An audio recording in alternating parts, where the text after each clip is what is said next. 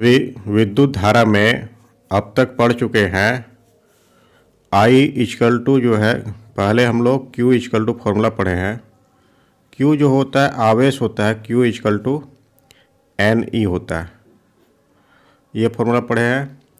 इसके बाद इसी के फॉर्म में धारा का मान जो होता है I equal to q by t, आवेश के प्रवाह की दर को हम लोग विद्युत धारा कहते हैं, ये फॉर्मूला भी पढ़े हैं। आगे जो है हम लोग विभवांतर के लिए फॉर्मूला पढ़े थे।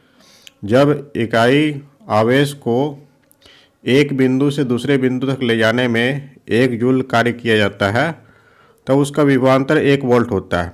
V equal to W by Q, ये फॉर्मूला पढ़े। W जो है वो कार्य होता है और Q जो है वो आवेश होता है। इस प्रकार से फॉर्मूला पढ़े थे। फिर इसके बाद जो है हम सभी ओम का नियम पढ़े। ओम का नियम में हम लोग पढ़े कि जब किसी चालक में विद्युत धारा का मान को बढ़ाया जाता है तो विभवांतर का भी मान बढ़ता है और V और I का अनुपात जो होता है वो स्थिर होता है, एक स्थिरांक होता है, स्थिरांक। तो इसके आधार पर हम सभी V का formula V equal to I R निकाले, ये हम लोग देखे थे। तो इससे अगर हम लोग I का मान निकालना चाहें, I जो होता है वो होता है V बाय आर, ये फॉर्मूला होता है धारा का मान। कहने का अर्थ है जिस चालक का प्रतिरोध अधिक होगा, प्रतिरोध का मान अधिक होने पर धारा का मान कम हो जाएगा। एक तरह से व्युत्क्रमानुपाती होता है, प्रतिरोध धारा का व्युत्क्रमानुपाती होता है। ये है ओम के नियम से हम लोग ये पढ़े। फिर जो है हम सभी प्रतिरोध को प्रभावित करने वाला कारक जो है उसके आधार पर देखें कि प्रतिरोध जो होता है वो उसका लंबाई का समानुपाती होता है। अगर ये हम लोग लंबाई को बढ़ाएंगे तो उसका प्रतिरोध भी बढ़ेगा। लंबाई को अगर ये दोगुना करेंगे तो उसका प्रतिरोध भी दोगुना हो जाएगा। तो लंबाई में परिवर्तन करने से, लंबाई में परिवर्तन से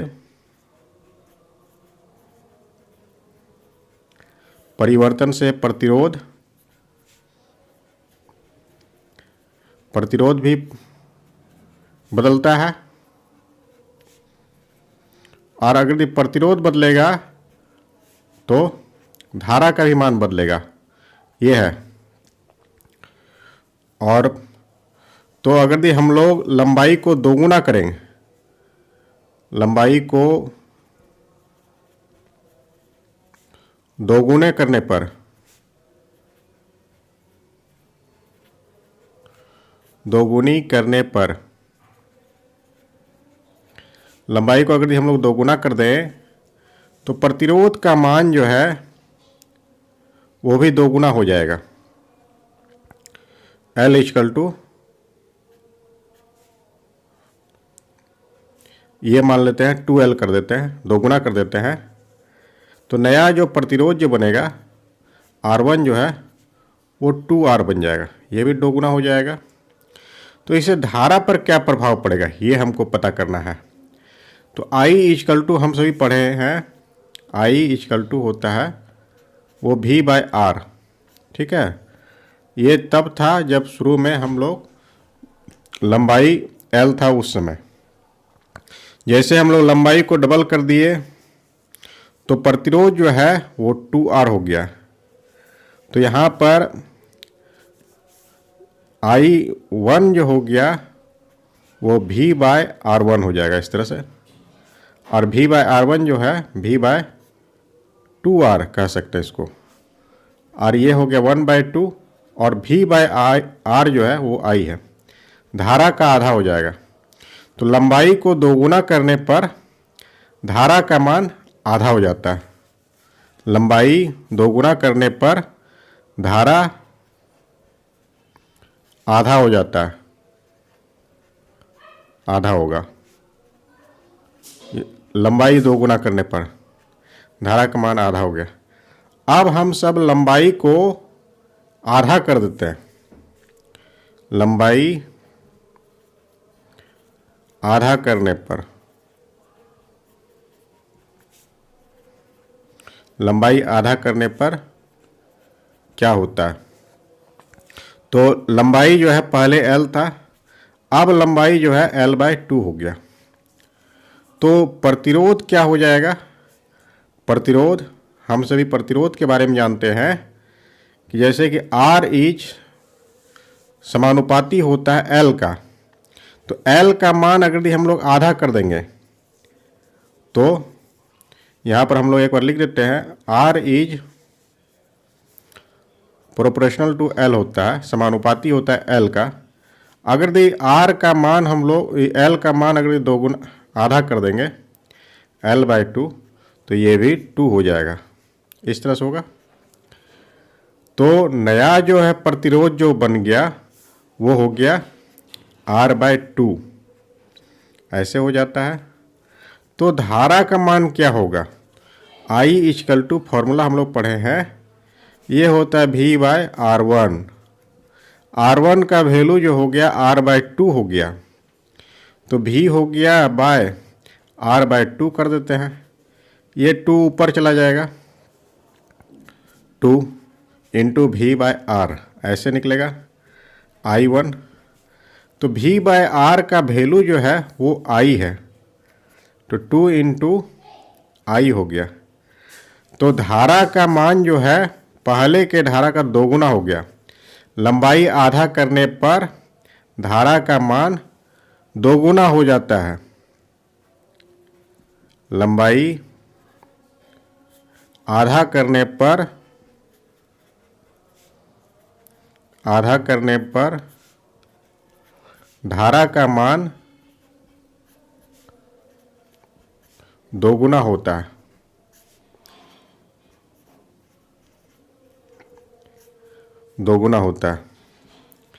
तो ये लंबाई के आधार पर हम लोग देखें। इसी पर इस क्वेश्चंस में V और I का मान दिया हुआ है। I का मान जैसे कि ये है, I का मान ये वाला, और V का मान ये ऊपर की ओर है, ऐसे है। तो यहाँ पर 0.1 है और ये 0.8 है। तो हमको प्रतिरोध इसमें से प्राप्त करना है। तो V और I का अनुपात हम लोग निकालते हैं। इसी बिंदु पर अगर निकाल लें, इसी बिंदु पर A बिंदु पर निकाल लेते हैं। A बिंदु पर V और I का अनुपात निकाल रहे हैं। तो V का मान जो है इसमें से 0.8 है और I का मान इस बिंदु पर 0.1 है। सॉल्व करने पर 8 ओम निकलेगा। तो इस प्रकार इसका प्रतिरोध जो है वो 8 ओम होगा। इस क्वेश्चन में कहा है कि R प्रतिरोध वाले किसी तार को खींचकर उसकी लंबाई 2 गुनी कर दी गई। तो मान लेते हैं कि प्रारंभिक लंबाई जो है L है, ठीक है, और इसका क्षेत्रफल जो है वो A है। तो प्रतिरोध क्या हो जाएगा? प्रतिरोध जो है हम लोग पढ़े हैं रो L/A होगा। ये होगा पहले, जिससे हम लोग तार को खींच करके उसका लंबाई को 2 गुना नहीं किए थे। अब क्या हो गया? अब नया लंबाई जो होगा L1 जो है, L1 इसको लिखते हैं, ये जो है तार को खींच करके 2 गुना कर दिया है, 2L हो जाएगा इस तरह से। और क्षेत्रफल इसका जो है, जब उसी तार को खींच करके उसका लंबाई को 2 गुना कर दिए हैं, तो क्षेत्रफल जो है A1, ये जो है पहले के क्षेत्रफल का आधा हो जाएगा। कहने का अर्थ हो गया पतला हो जाएगा। तो प्रतिरोध इसका क्या हो जाएगा? प्रतिरोध रो L1/A1, फॉर्मूला ये होगा। तो रो हो जाएगा L1 के जगह पर 2L लिख सकते हैं, क्या है कि लंबाई अब जो है दोगुना हो गया है, और A1 की जगह पर A/2 लिख सकते हैं, A/2 ऐसे लिखेंगे। तो सॉल्व करेंगे, ये 2 ऊपर चला जाएगा, रो हो गया इंटू 2L, और ये ऊपर चला जाएगा इंटू 2/A, ऐसे लिखा जा सकता है। तो ये गुना होकर के 4 हो गया, 4 रो L/A ऐसे लिखा जाएगा। ये 2 दूनी 4 हो गया, ये रो L/A ऐसे लिखेंगे।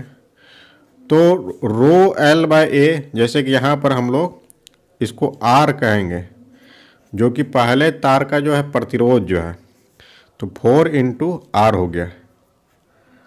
तो नया जो प्रतिरोध जो हुआ वो पुराने प्रतिरोध का 4 गुना हो जाएगा, ठीक है। तो नया प्रतिरोध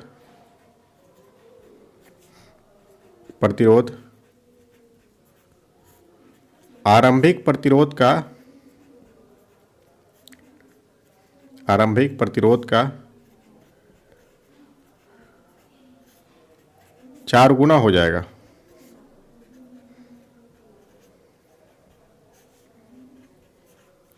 इस तरह से इसको सॉल्व करेंगे। अगर यदि हम लोग लंबाई को खींच करके 2 गुना करेंगे तो उसका प्रतिरोध जो होगा वो 4 गुना हो जाएगा। इस क्वेश्चन में कहा है कि 4 ओम प्रतिरोध के तार को, ठीक है, ये है कोई तार, इसको बीच में मोड़ करके, यहाँ पर हो गया मोड़ करके ऐसे कर दिया, ठीक है, ऐसे हो गया। तो यहाँ पर देखते हैं कि मान लेते हैं इसका जो है लंबाई पहले L था, जब मोड़ दिया तो लंबाई L/2 हो गया, इस तरह से होगा। इसका क्षेत्रफल जैसे कि मान लेते हैं A था पहले, यहाँ पर मोटाई, अब जो क्षेत्रफल जो हो गया वो 2A हो गया, डबल मोटा हो गया। तो देखना प्रतिरोध क्या होता है, तो R जो होता है वो होता है रो L/A, पहले लंबाई L था और क्षेत्रफल जो है इसका A था, तो ये सूत्र होता है। लेकिन अब जो है, अब क्या हो गया है, इसका जो है क्षेत्रफल जो है तार को बीच में मोड़ करके दोहरा दिया गया। अब जो है नया जो क्षेत्रफल जो हो गया वो 2 गुना हो गया, ऐसे हो जाएगा। और लंबाई जो है, लंबाई क्या हो गया, आधा हो गया, इस तरह से।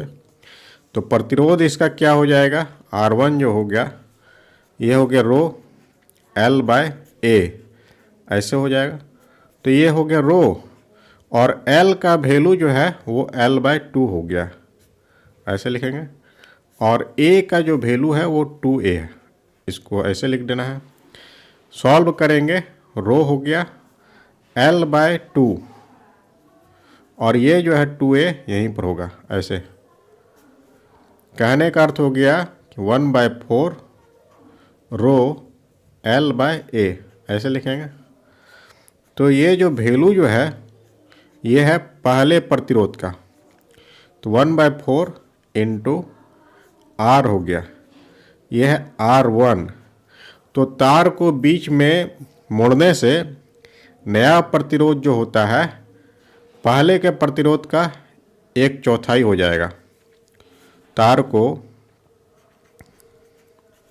बीच में, और ये जो है प्रतिरोध का मान दिया हुआ है, R का मान पहले प्रतिरोध जो है वो 4 ओम है, तो यहाँ पर वैल्यू रख देंगे 1/4 इंटू 4 ओम, ये हो जाएगा 1 ओम। तो तार को बीच में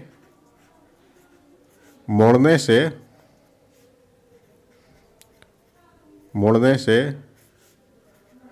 नया प्रतिरोध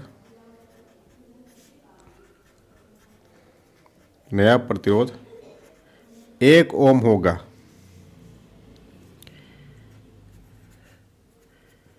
1 ओम होगा, इस तरह से होता है।